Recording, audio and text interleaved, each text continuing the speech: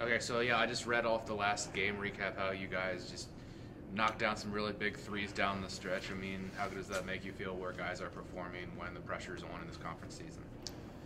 Yeah, it was a really, you know, a really good game. I thought on Saturday, we couldn't quite get over that 6 to 8 point barrier to pull away, and then they had a couple seniors that hit some shots, or really one senior that hit a few big shots for them to kind of keep them right in striking distance there down the stretch, and we needed to make some. We had a couple empty possessions, and they kept hitting shots to tighten it up, and then. Trevor hit a huge shot for us off the bench. He was kind of emergency situations only last weekend, so we thought after we had a little foul trouble, we thought with about 5 minutes to go that we might need to use him, so we had to start getting loose, and we were able to put him in with that in really the last 2 minutes. So good job by him coming in ready to execute and keeping himself mentally in the game despite sitting there for the first 38 minutes of the game. That's certainly not easy to do, so that was a really tough play by him, and something I'm really proud of him for keeping himself ready to go. Obviously hit a huge shot to help us keep the lead, and then Ricci Maya hit a big shot possession later to stretch it out again and kind of keep holding them off there down the stretch as they made a little bit of a charge. So good road win. You come back 1-1 and feel okay about your road trip, and I felt like we played pretty decent basketball for most of the trip. And obviously you'd like to come back with 2 wins, but especially winning that second day makes you feel a little bit better about the long drive back to Maya. Mankato game, looks like the first half you played pretty well with them, and then the second half I'm sure you would say is one of not your better halves of the season. How did the guys take that second half and then come back and grind out a win on day 2 of the road trip? I thought we had about an 8 to 10 minute stretch in the second half at Minnesota State where we just didn't play very well, offensively or defensively. And I think to our guys' credit, we had some guys that came off the bench later in that game, some of them that don't play a whole lot, and kind of got back to playing basketball the right way. And I think that's important when you're playing back-to-back days. We didn't play well early that second half, but we kind of righted the ship and got to playing a little bit better down the stretch and just got back to playing the way we're supposed to. And I think that helps us the second day because you turn around and play less than a day later. So I think it helped us to get back to where we need to be. So proud of those guys' effort in the second half of that game. But it was something that we were able to break down on film a lot yesterday. Some of the decisions that we made in that game that allowed them to,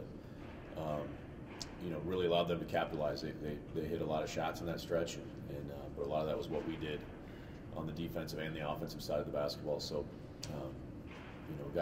you just can't do that on the road. You can't have a 10-minute stretch roughly where you don't play smart and don't play hard enough. That's deadly, and it certainly was on Friday night. So, but I was glad how we regrouped and happy how we performed really the rest of that game, and then especially on Saturday getting the win.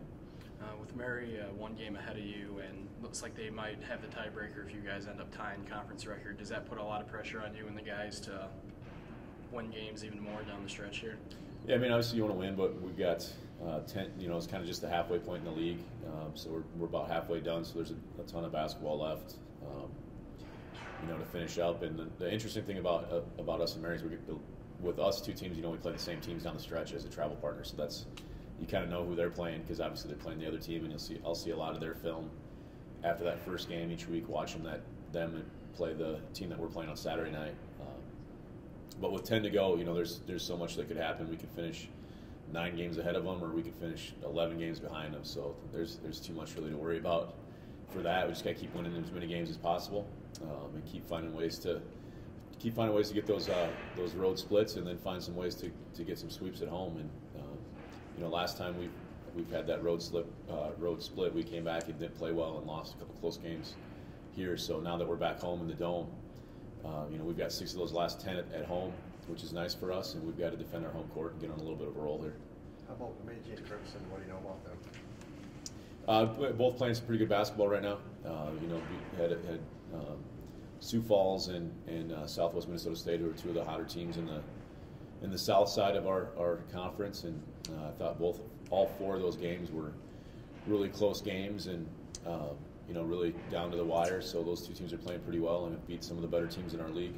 Both of them have some big wins over some teams that have been ranked. So teams that are, I'm pretty sure they'd say they're playing some of their better basketball of the year right now. So we've got to make sure we're playing our better basketball of the year when they come in on Friday and Saturday night. In such like a close conference race, Coach, when you have like UMary playing the exact same teams as you guys, like week in and week out, does it kind of feel like you gotta like hold serve with them? Like, okay, they lost one, but now we can get like an edge on them in the standings? Yeah, I mean, it's just you're just looking at every game thinking, okay, now it's kind of getting to the point where we have 10 left, and that's only 5 weekends. So you're sitting there just thinking, okay, we've got to find ways to sweep weekends and get 2 wins in a weekend. That's the big thing in those last 5. I mean, just the way our league is, Friday and Saturday night, you kind of break it into those little pods of games. So we've just got to find a way for us to win and finish the year strong.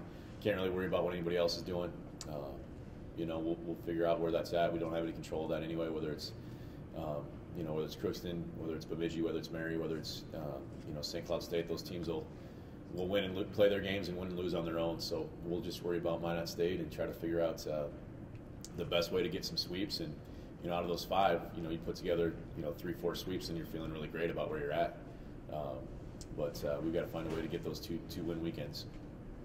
Do you feel you match up pretty good with both teams, size-wise and quickness? Yeah, I mean, really, we don't match up with anybody size-wise, so we're not the biggest team in the league by any means, and especially with some of the injuries that and the guys that aren't playing for us this year, we've been a little bit smaller than about everybody we play, but we also are hard to guard because we can spread out the court a little bit. So, quickness-wise, I think we're difficult to guard and difficult the way we spread the floor, and then defensively, we've got to find a way to fly around and pressure the basketball because we're not going to be bigger than either team this weekend, or probably really for the rest of the year too much. So, but that's kind of we kind of know who we are.